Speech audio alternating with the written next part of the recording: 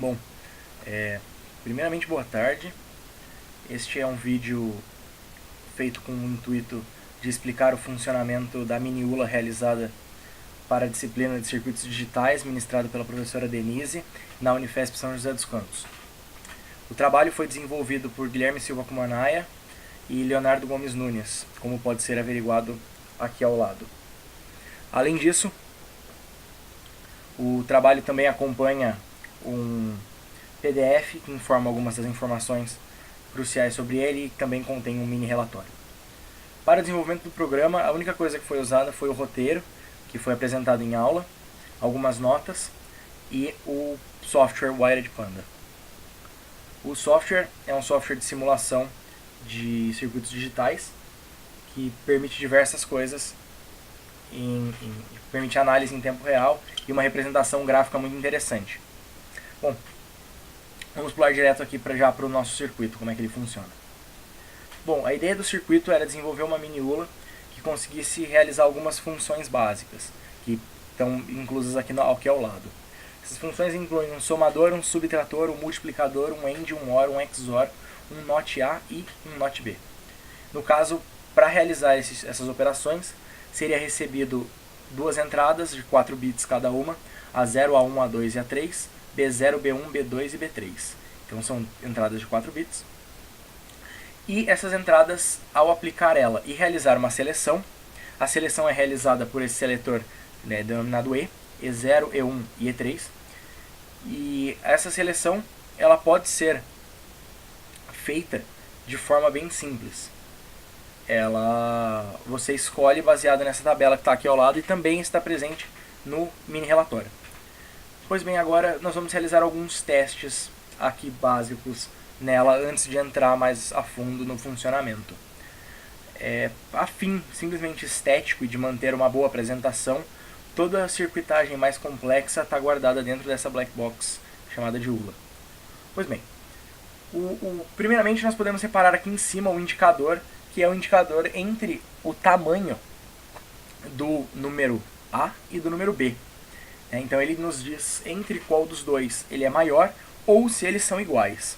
Então no caso aqui a gente tem uma representação de 0 em A e uma segunda representação de 0 em B. Ao adicionar uma unidade em A, podemos separar claramente que o LED de A maior que B se acende. Posteriormente nós podemos adicionar também uma unidade a B e reparar que novamente o LED que indica a igualdade se acende.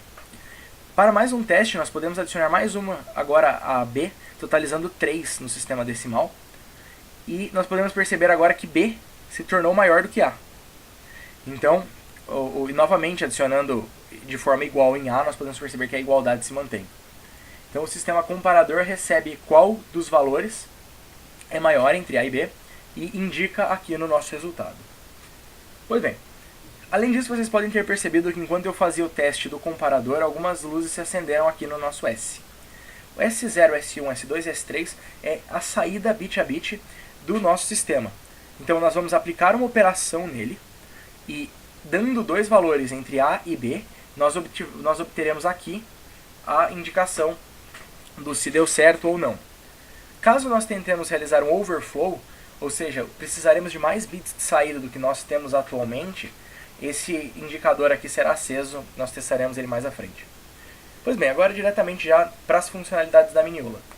O E0, nós podemos perceber aqui que quando E0, E1 e E3 ambos valem 0, nós temos um somador aqui.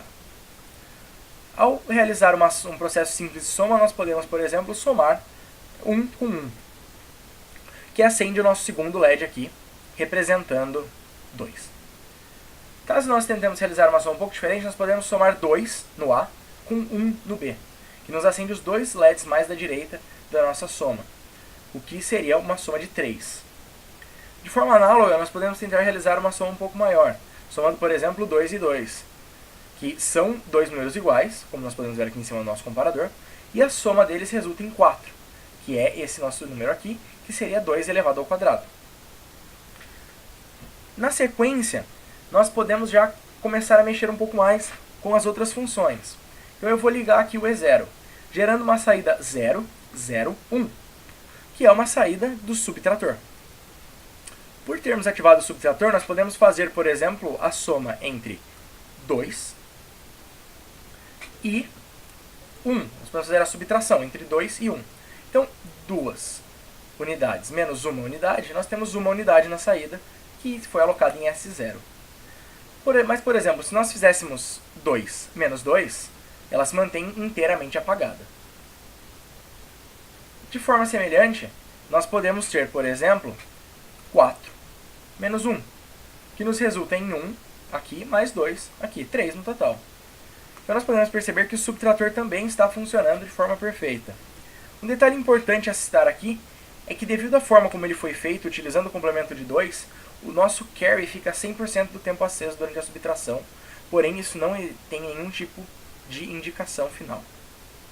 Bom, agora seguindo a ordem aqui, a gente pode passar mais um valor para cá e utilizar a multiplicação.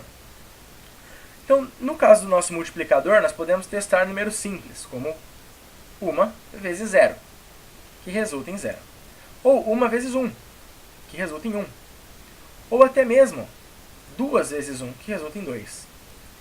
2 vezes 2, que nos resulta em 4. Então, ele está funcionando perfeitamente. Pois, o que acontece se nós tentarmos realizar uma multiplicação maior?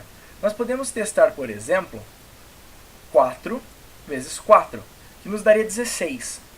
Porém, como nós só temos até o S3, que vale 2 ao cubo, que seria 8, nós não temos acesso ao quinto bit, que seria necessário para representar o 16.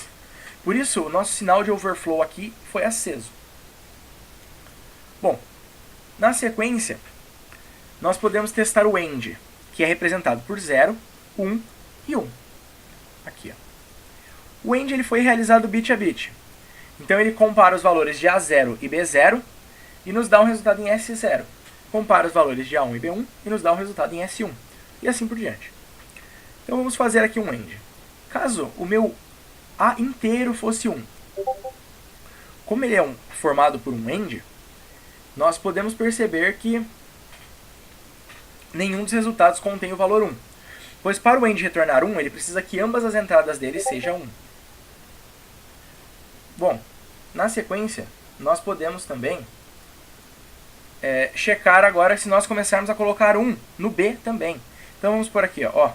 Agora, na saída A2, B2, nós temos 1 e 1, que nos dá um resultado S2. Caso nós coloquemos 1 aqui entre A1 e B1, nós podemos perceber que S1 também nos dá esse resultado de 1. Porém, caso nós desabilitemos aqui em cima, novamente tudo volta a se apagar, pois os valores precisariam ser 1 em ambos os mesmos números. Então A3 e B3 teriam que ser 1 para que o S3 se acendesse na função AND. Bom, na sequência nós vamos testar a função OR, que é composta por 1, 0 e 0. A função OR ela vai retornar o nosso valor 1 caso o bit 3 ou o bit A3 ou o bit B3 seja 1 em S3. Caso A2 ou B2 seja 1, ele nos retornará 1 em S2. Então nós podemos ver aqui, por exemplo, A2 foi aceso, S2 foi aceso. A1 foi aceso, S1 foi aceso. De forma análoga, B1 foi aceso, S1 foi aceso, e B2 foi aceso, S2 foi aceso. Note também que caso nós ativarmos A2 e B2 juntos, S2 se acende também. De forma análoga, isso pode ser realizado para todos os diferentes números e as diferentes posições para os nossos bits. Ou na sequência nós testaremos o XOR, que é composto por 1, 0 e 1 novamente. O XOR, para que ele retorne 1, ele precisa que uma das entradas seja oposta da outra. Então nós temos, por exemplo, aqui, ó, 1 e 0. Duas entradas opostas nos retornam 1. Caso elas se tornem iguais novamente, podemos perceber que o LED em S3 se apaga. Então nós podemos realizar esse teste para todas elas. Vejam, enquanto A0 e B0 se mantêm diferentes, S0 se mantém aceso. Porém, a partir do momento em que eles se tornam iguais de qualquer maneira, S0 se apaga novamente. Na sequência, nós vamos testar agora as últimas duas funções, que são funções mais simples, compostas por 110 not A e 1111 not B. No caso do nosso not A, nós podemos reparar que todos os LEDs estão acesos, porque todas as nossas entradas em A estão apagadas. Caso nós coloquemos essa entrada para cima, podemos reparar que S2, correspondente a A2, se apaga. De forma semelhante, nós podemos fazer isso com todos os bits. Caso os bits recebam 1, os LEDs representam 0, pois eles se apagam. De forma análoga, nós podemos ligar todas as entradas de seleção para ativar o nosso NOT-B, que é a nossa última função. O NOT-B, ele é uma função... desculpa. Ela trabalha da seguinte maneira. Conforme todos os pontos de B estão acesos, quando todos os pontos de B estão apagados, todos os pontos de S se acendem. Nós podemos separar que, de forma análoga ao que aconteceu com A, caso nós formos desligando ela uma a uma, ela sempre se mantém exatamente no oposto daqui, ou seja, no NOT. Bom, dessa maneira agora nós temos todas as funcionalidades básicas da nossa ULA, e essa é a forma final dela. Agora eu vou maximizar aqui o próprio Panda, e eu vou entrar um pouco mais em detalhe sobre como está funcionando a nossa ULA por dentro. Bom, eu vou abrir essa black box chamada de ULA, e ele vai abrir uma tela, certo? Essa é a tela que define como está funcionando a nossa ULA por dentro. Bom, basicamente nós temos um sistema de multiplexão que nos permite selecionar, dada as entradas aqui dos nossos bits E, nós podemos ter uma das saídas. Essas saídas ativam bits específicos dentro das nossas outras black box que permitem que essas black box estejam funcionando. Para isso, nós temos que todas elas estão ligadas de forma análoga à nossa saída S0, S1, S2 e S3. Como o nosso multiplexador ele dá apenas uma saída para múltiplas entradas, nós temos que a nossa soma estará sempre referente apenas a uma entrada dela. Então, no caso, quando ele está em 0, 0, 0, nós podemos ver que essa linha aqui está acesa. Essa é uma linha que está conectada diretamente ao nosso somador, aqui denominado de SMB. Ao estar conectado nesse somador, significa que o somador é a função que está ativa no momento. Para isso, nós podemos separar que, mesmo nessa posição, caso nós acendamos aqui, nós podemos perceber que é possível realizar somas, como 2 mais 2, que nos ocasiona em 4. Lembrando que o nosso bit menos significativo aqui é sempre da direita, e no caso aqui é sempre de baixo. O bit menos significativo é aquele identificado por 0. Bom, então quando nós alterarmos aqui a nossa seleção, ele também altera qual cabo, qual fio está aceso, ou seja, qual fio está sendo ativado. Caso nós ativemos todas elas, nós podemos perceber que o nosso NOT é o cabo que está sendo ativado aqui. E isso indica que a saída que nós vamos receber aqui é o NOT. No caso aqui, ativando em NOT-B. Caso nós resolvemos utilizar, por exemplo, 001, nós podemos ver que é a subtração que está sendo ativada, que é um bit também no nosso somador, já que nós estamos realizando a subtração em complemento de 2.